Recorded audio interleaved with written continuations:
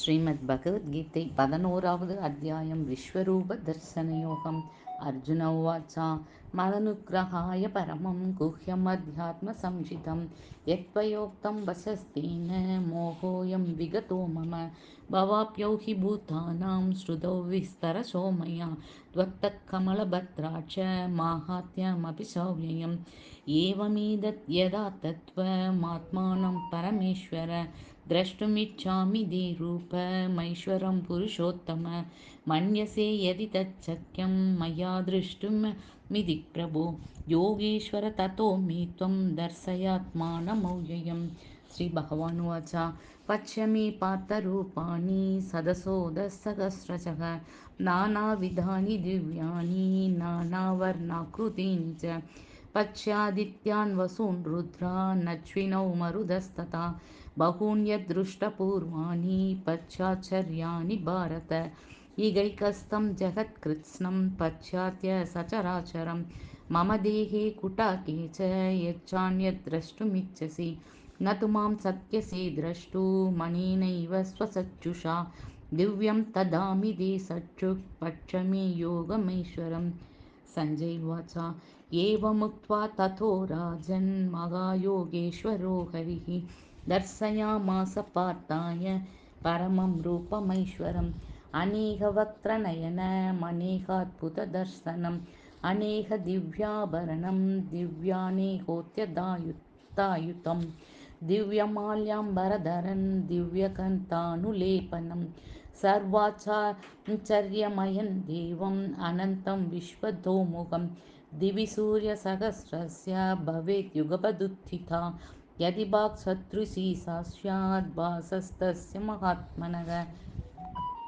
तत्रैकत्स्नं जगत्कृत्स्नं प्रविभक्तमनेकधा अपश्यद्देवदेवस्य शरीरे पाण्डवस्तथा ततः स विस्मयाविष्टो हृष्टरोमा धनञ्जयः प्रणम्य शिरसा देवं कृताञ्जलिरभाषत. अर्जुन उवाच पश्यामि देवांस्तव देवदेहे सर्वांस्तथा भूतविशेषशङ्कान् ब्रह्माणमीशं कमलासनस्थं ऋषिं च सर्वानुरगां च दिव्या अनेकबाहूतरवक्त्रनेत्रं पश्यामि त्वां सर्वतोऽनन्तरूपं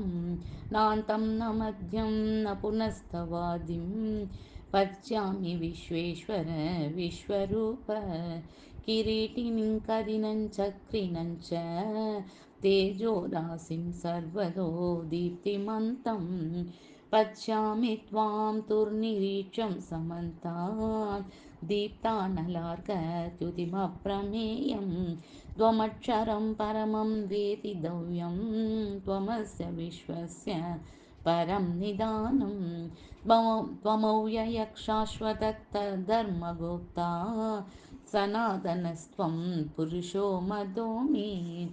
अनादिमध्यान्तमनन्तवीर्यमनन्तबाहुं शशिसूर्यनेत्रं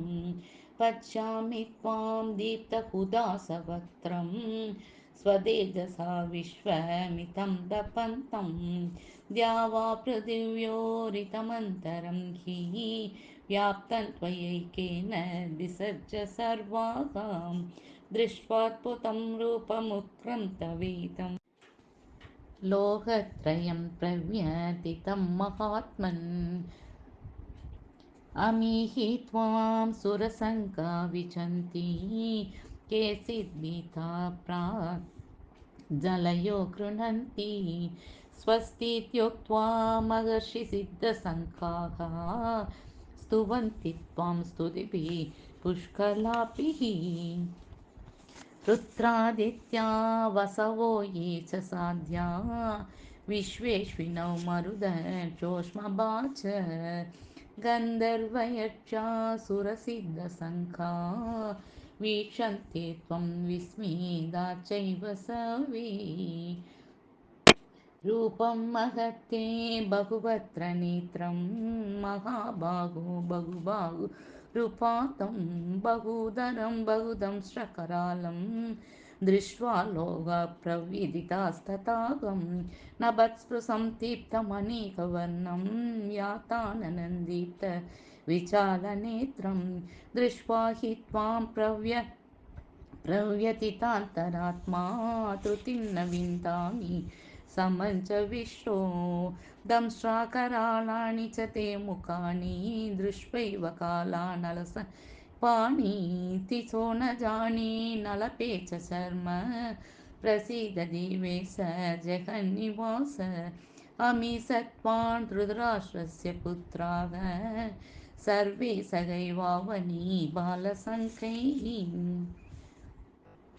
भीष्मोत्रोणः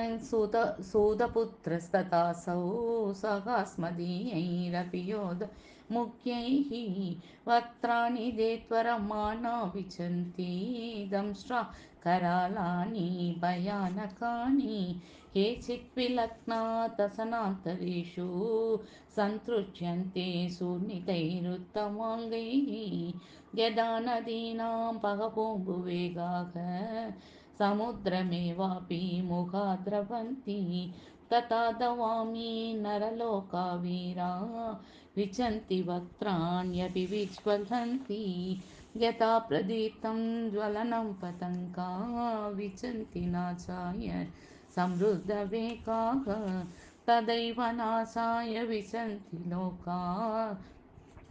तवापि वक्त्राणि समृद्धवेगाः केलिह्यसे क्रसमाणः समन्तात् लोकान् समग्रान् वदनैज्ज्वलद्भिः तेजोभिरापूर्य जगत्समग्रं भासस्तवोग्राः प्रतपन्ति विष्णु आज्ञाहि मे गो भवनुग्ररूपो नमोऽस्तु ते देव वरप्रसीद विज्ञातुमिच्छामि भवन्तमाद्यं न हि प्रजानामि तव प्रवृत्तिम् श्रीभगवानुवाच कालोऽस्मि लोकक्षयकृत् प्रवृद्धो लोकान् समाहर्तु मिह प्रवृद्धः ऋतेऽपि त्वां न भविष्यन्ति सर्वे योऽवस्थिताः प्रत्यनीकेषु योधाः तस्मात् त्वमुत्तिष्ठ यशो लभस्व जित्वा चतुर्भुङ्क्ष्व राज्यं समृद्धं मयि वैते निहिताः पूर्वमेव निमित्तमात्रं भव सव्यसाचिन् द्रोणं च भीष्मं च जयद्रथं च कर्णं तथान्यानपि योधवीरान् मया हतान् स्वं जहिमाव्यतिष्ठा युध्यस्व जेतासि रणे सपत्नान् सञ्जय उवाच एतत् श्रुत्वा वचनं केशवस्य कृताञ्जलिर्वेप मानकिरीटी नमस्कृत्वा भूय एवाह कृष्णं सगद्गतं बीदत् प्रणम्य अर्जुन उवाच स्थाने हृषीकेश तव प्रकीर्त्या जगत्प्रहृष्यत्यनुरज्यते च रक्षांसि भीतानि तिचोत्रवन्ति सर्वे नमस्यन्ति च सिद्धसङ्काद कस्माच्च तेन न मिरन्महात्मन् करीयसे ब्रह्मणोऽप्यादिकर्त्रे अनन्तदेवेश जगन्निवास त्वमक्षरं सदस तत्परं यत्तु त्वमादिदेवः पुरुषः पुराण त्वमस्य विश्वस्य परं निदानं वेत्तासि वेद्यं च परं च धाम त्वया तदं विश्वमनन्तरूप वायुर्यमोऽग्निर्वरुणः शशाङ्कः प्रजापतिस्त्वं प्रपितामहश्च नमो नमस्तेऽस्तु सहस्रकृत्वः पुनश्च भूयोऽपि नमो नमस्ते नमः पुरस्तादथ पृष्ठतस्ते नमोऽस्तु ते सर्वतः एव सर्व अनन्तवीर्यामितविक्रमस्त्वं सर्वं समाप्नोषि ततोऽसि सर्वः सखेति मत्वा प्रसभं यदुक्तं हे कृष्ण हे यादव हे सखेति अजानता महिमानं तवेदं मया प्रमादात् प्रणयेन वापि यच्चावहासार्थमसत्कृतोऽसि विहारसय्यासन भोजनेषु ये गोदवाप्यच्य युत तत्समक्षं तच्छामये त्वामहमप्रमेयं पितासि लोकस्य सराचरस्य त्वमस्य पूज्यश्च गुरुर्गरीयान् न त्वत्समो नमोऽस्यप्यधिककुतोऽन्यो लोकत्रयेऽप्य प्रतिमप्रभाव तस्मात् प्रणम्य प्रणिधाय कायं प्रसादये त्वामगमीचकामीड्यम् पितेव पुत्रस्य सगेव सख्युः प्रियप्रियायार्हसि देव सोढुम् अदृष्टपूर्वं कृसितोऽस्मि दृष्ट्वा